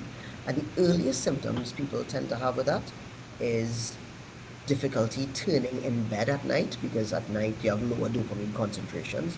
So to move from one side of the bed to the other side of the bed or to turn becomes progressively more difficult. People notice that they take longer to put on their clothing, to get in and out of the car.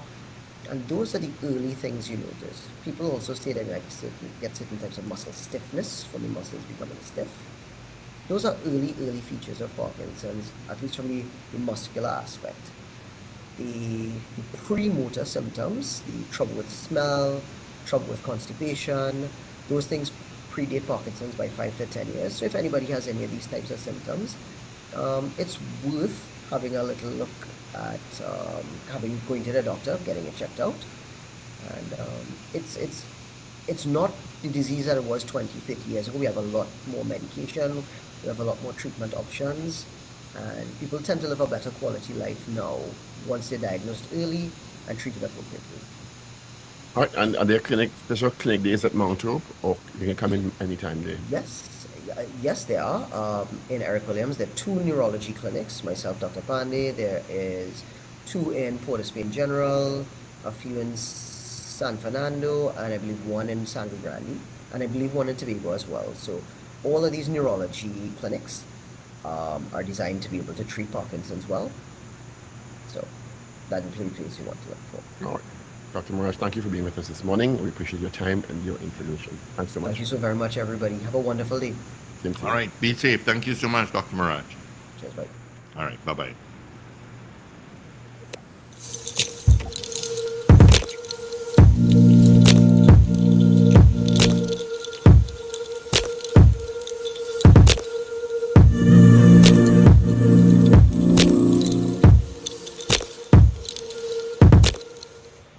All right. Thank you so much, Paul. 36 minutes after the hour of 7 o'clock. And Well, we do have Rajiv logged in, but Yeah. he's not logged in. he's logging. But there he is. I don't know what kind of co-host he is. Good morning, Richie. Good morning, Rajiv. A wonderful You're on morning mute. to my Right, co-hosts there you Paul, go. Richard, and Steve. It's been a while, guys. I know. Happy New Year. Well, happy New Year, gentlemen. Happy Carnival. Happy Easter. All the best, gentlemen. All the best. Good. All right, thanks for joining us this Yeah, morning. thank you. Well, I'm seeing a report, you can correct me if I'm wrong, that global food prices are on the slow decline. Is that accurate? The FAO index measured the peak of world inflation as of March 2022, and that sort of aligned with the outbreak of the war in Ukraine at the time. So you would have seen spikes in food inflation taking place. So what's been happening is that has been coming down. There's been the Black Sea negotiation. There's been softening of import demand. So there have been a number of factors. There have been some increases in meat and dairy products. Those have been offset by some decreases in cereal prices. So in general, you're seeing some things coming down while some things are staying up, and that's really the narrative right now. What about Trinidad and Tobago? Seeing that we've been importing some of the inflation from North America, because most of our food comes from North America. Just to give an example, some of the things that we import from China, like the soap detergents, just to give an example, have been coming down. But we haven't been experiencing the downside of the trends as yet. What typically takes place is that what goes into manufacturing, it takes a while. There's a little bit of a lead time into getting the prices to come down. For example, some of our local manufacturers like National Flour Mills, Nutrimix, when they import the wheat, for example, that goes into the production of flour, that takes a little while to come down. But yes, I think we'll be seeing prices coming down within the next 3 to 6 months.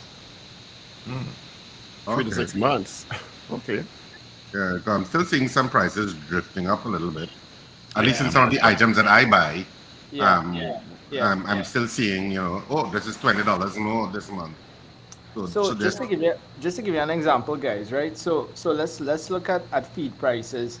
Some of those things, if you look at the prices on the commodity and mercantile exchange, where you can monitor prices in real time, some of the feed prices have gone up by as much as 100 and 150%. So when we've actually done really good to keep the price increases, if it's been 10, 12% higher, because a lot of manufacturers have been telling me we've been absorbing the increases, because if they were to pass on the full slate of the increases they've been receiving, it would have been a lot more to the public. So there's been a lot being absorbed by the world of manufacturing, so that when it gets to the supermarkets, it's being passed out at discounted rates already. What are the items that we can expect prices to be reduced on in the next 3 to 6 months? And then hopefully there's no other global shock that keeps it there, because it's subject to those. As long as there's that war in Ukraine, because the unpredictability of what is taking place right now in Europe certainly affects the entire supply chain. And I think that, as I said earlier, meat and dairy prices are expected to remain elevated for a number of reasons.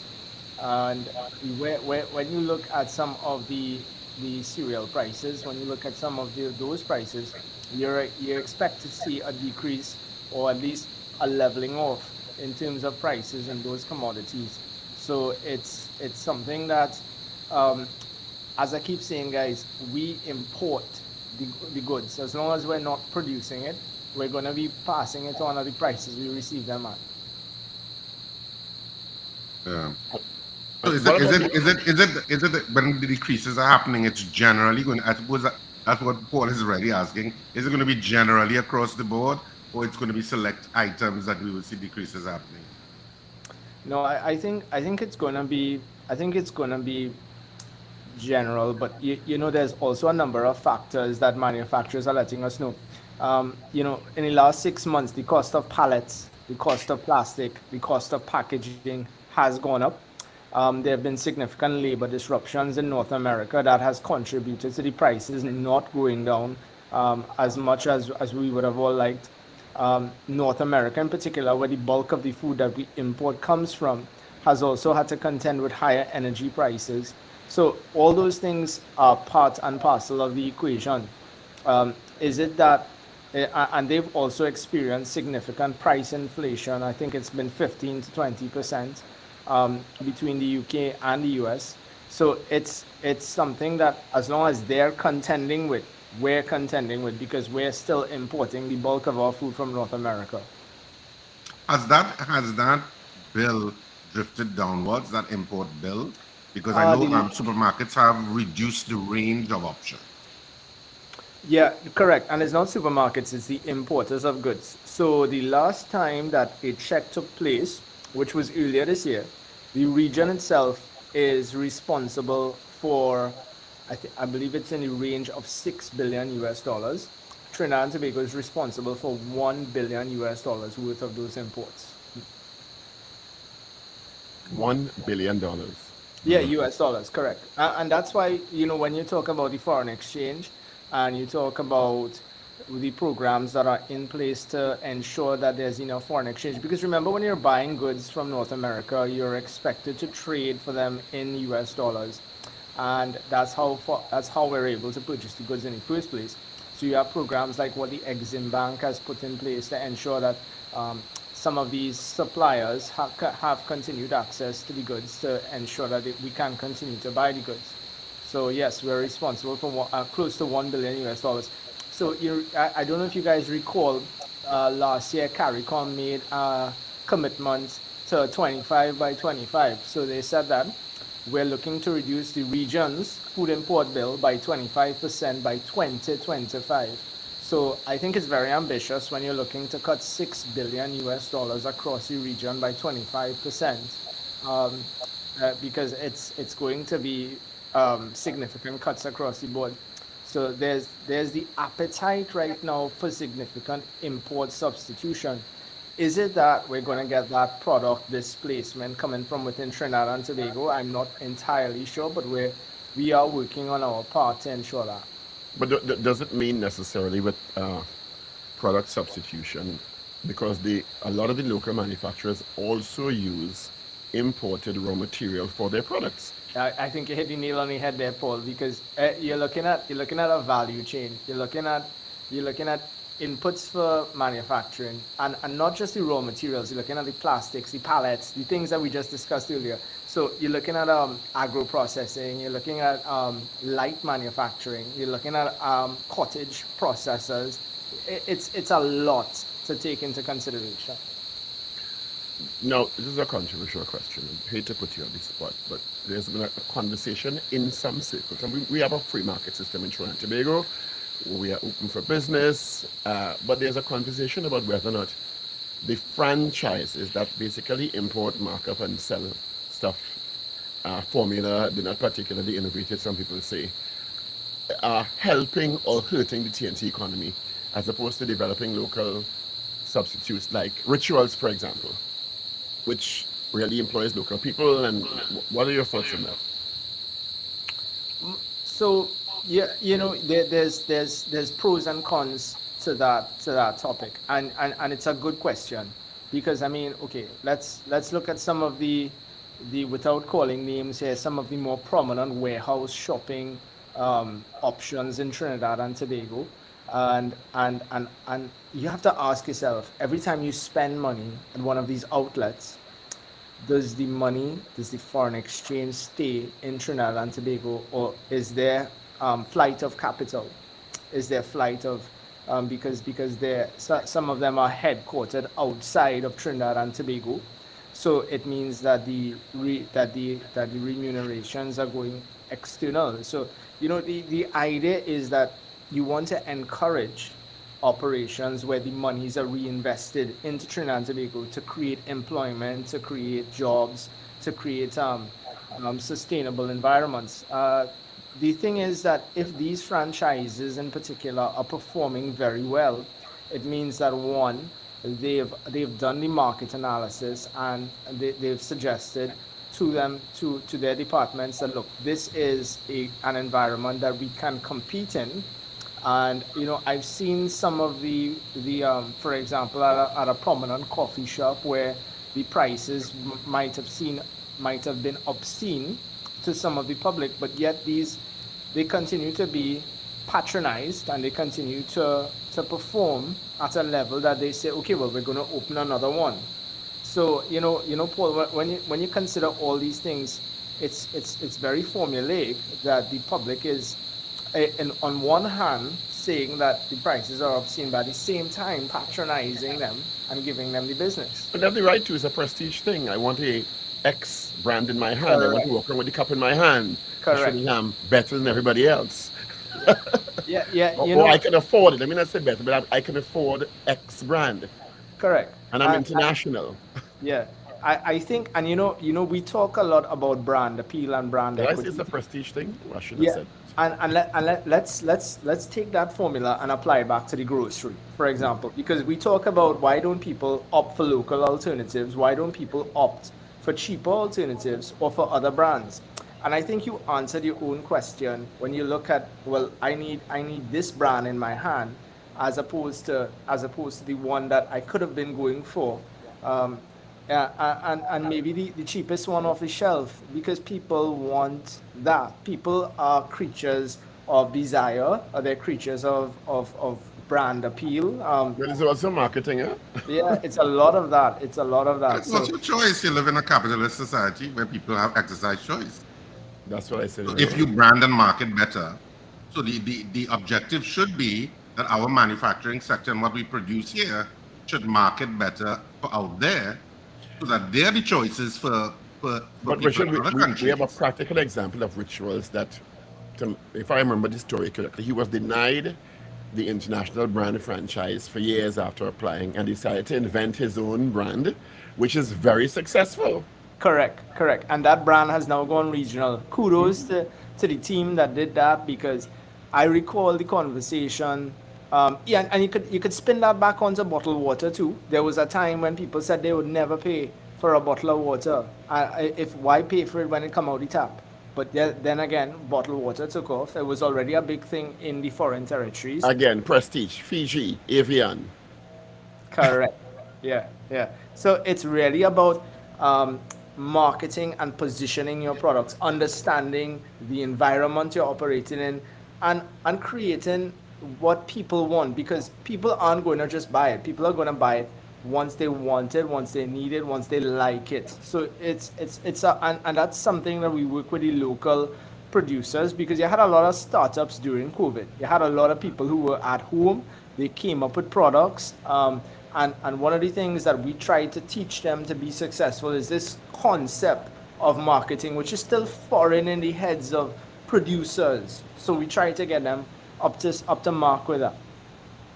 But you have a lot of artisan producers, so to speak, of different, not only chocolates, you have all manner of desserts that are pretty pricey, but they are taken up by the local market. A lot of people buy them, depending on what it is they fancy.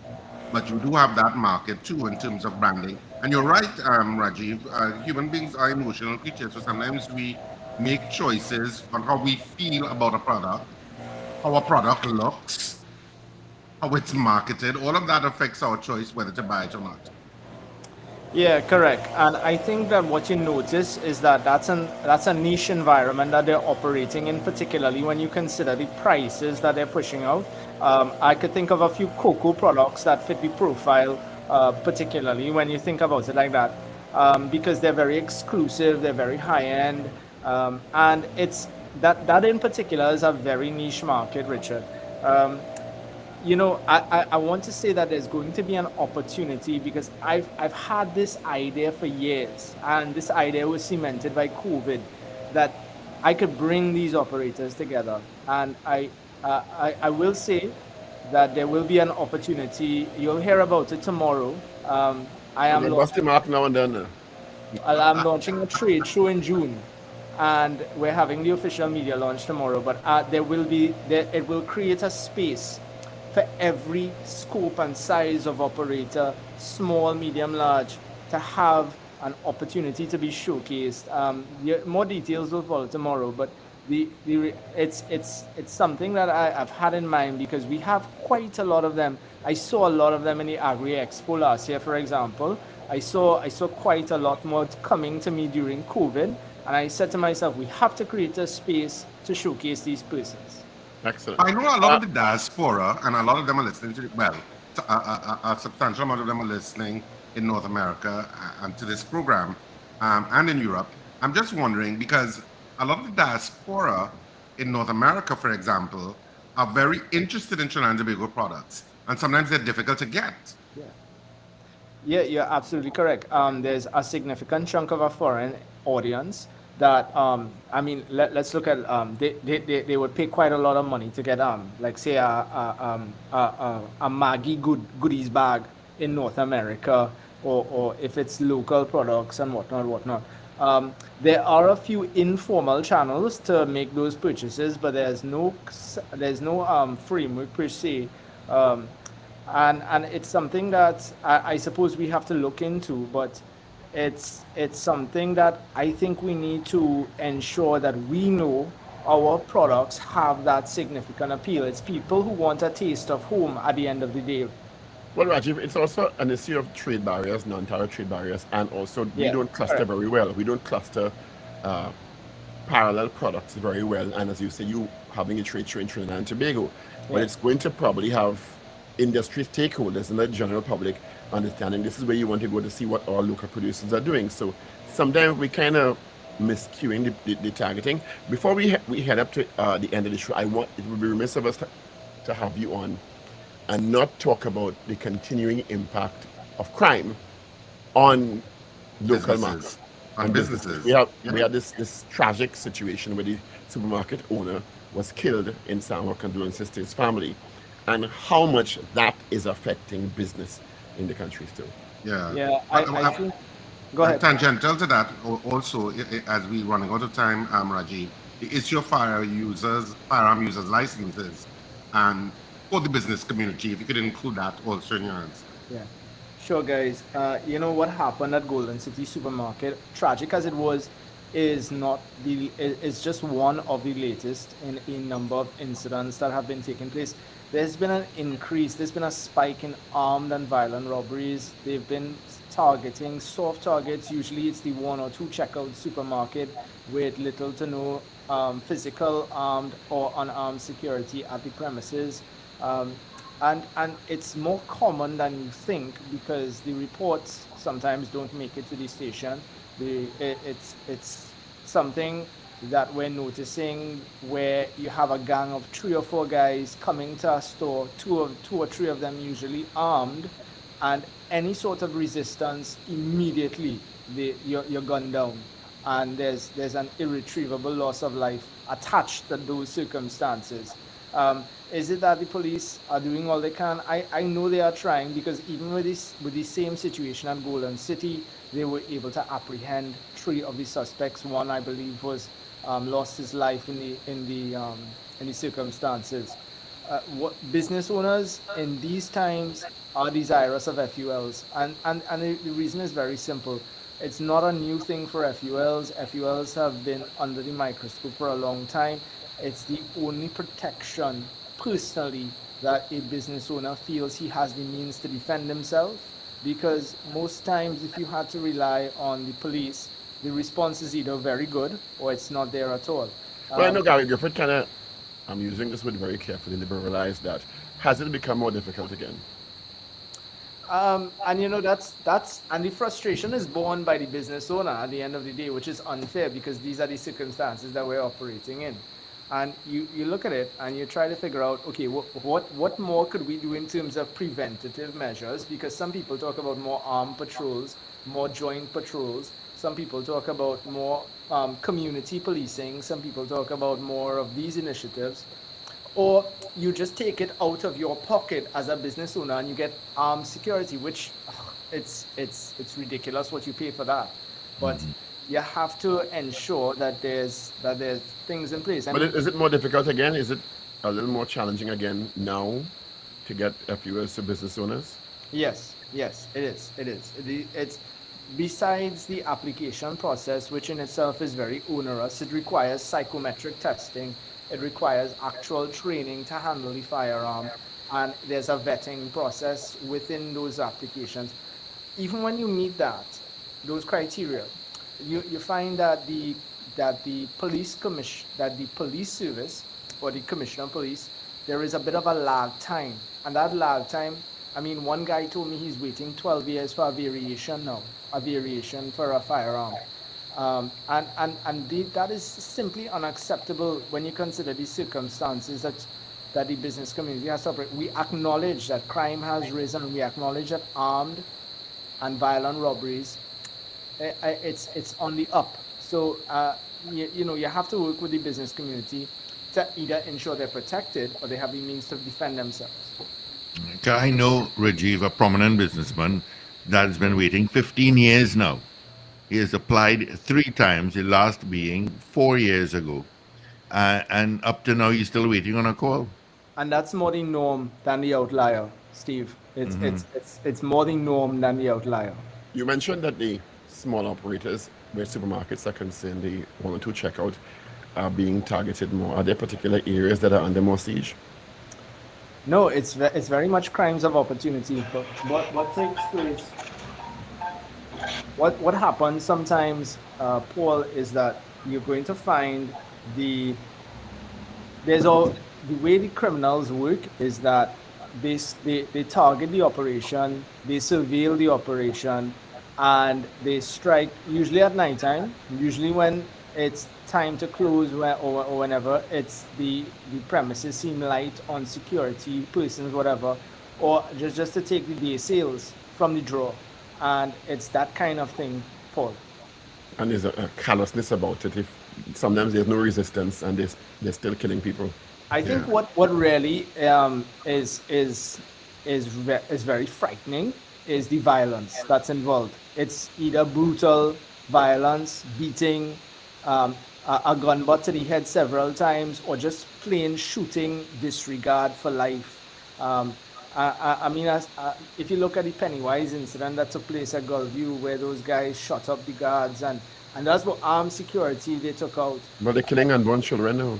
Yeah, and you see what happened in the football field by Arima, where they're shooting children now. So again, how it is, and these are semi-automatic weapons. You're talking about business owners that want access to a licensed handgun, right? So it's chalk and cheese, as we say. All right, we're going to give you the last few minutes to push your trade show. So guys, let me tell you all about this trade show, right? The Yes, I like that. Perked up. Right. So the Caribbean Food and Beverage Trade Show and Conference is going to be an experience. Note my words here, it's going to be an experience. This is not just any trade show we bring into you. We bring into you an experience, gentlemen.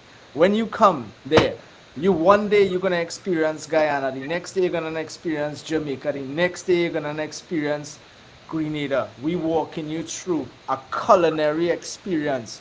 We bring in Kasserip to your door. We bring in the taste of the islands to your door. We will have some of the top talents from some of the islands there. We have great expectations for trade and for domestic producers of food who want to get into supermarkets, because local supermarkets are going to be there. You're really going to have an opportunity to experience a lot. Like I said, it's going to be Caribbean, it's going to be food, it's going to be beverage, it's going to have a conference component that's going to have quite a lot of tantalizing topics. But I'm really looking forward to it from the side of the customer, the patron that comes through the doors to this, because you're going to have an opportunity to see so much more. It's heavily inspired by a lot of things that I've experienced during COVID, prior to COVID, and out of a desire to bring more to the patrons and for Trinidad and Tobago. I think it's the first of its kind. It's a hybrid. It's not just another trade show. So I wanted to avoid that. I look forward to welcoming you guys in person when we have the well, hi, we can broadcast a whole week from a trade show. You guys, well, don't worry, you all will have your own booth and everything. I'll make sure that food is coming. You hear that there? We're going live from the... What? What's the trade show's name? The Caribbean Food and Beverage Trade Show and Conference. Where and when? I'm calling it the Fab Show because it's food and beverage.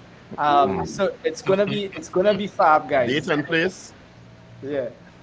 When is it? June 28th, Wednesday, June 28th, to the Saturday, the 1st of July. It's going to be at the Center of Excellence, and it's going to be fab. It's going to be fab. Food and Great stuff, beverage. Rajiv. Yeah. Great stuff. Yeah. So, Rajiv, thank you so much for being with us. Of course, we will chat to you before that expo is on, the Fab Expo. Is that what you call it? Fab what? The Fab Trade Show and Conference. Fab Trade Show and Conference coming to the end of July. Thank you so much, Rajiv Dipti, for being with us. Miss Ingrid has also said, one of our listeners out in Tucson, Arizona, says thank you as well.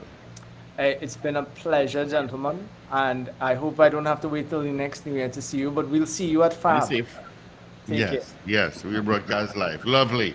Thank you so much, Rajiv. Okay, Rajiv. Thanks a lot. Ooh, segue into the music. Let's get into our 8 o'clock news brief. Avril St. Hill Bab is in. This is your news bulletin from Power 102 Digital. Trinidad and Tobago is yet to experience the decrease in prices being seen on the global market, but customers can expect a reduction in the price of some items within the next 3 to 6 months. So says head of the Supermarkets Association, Richard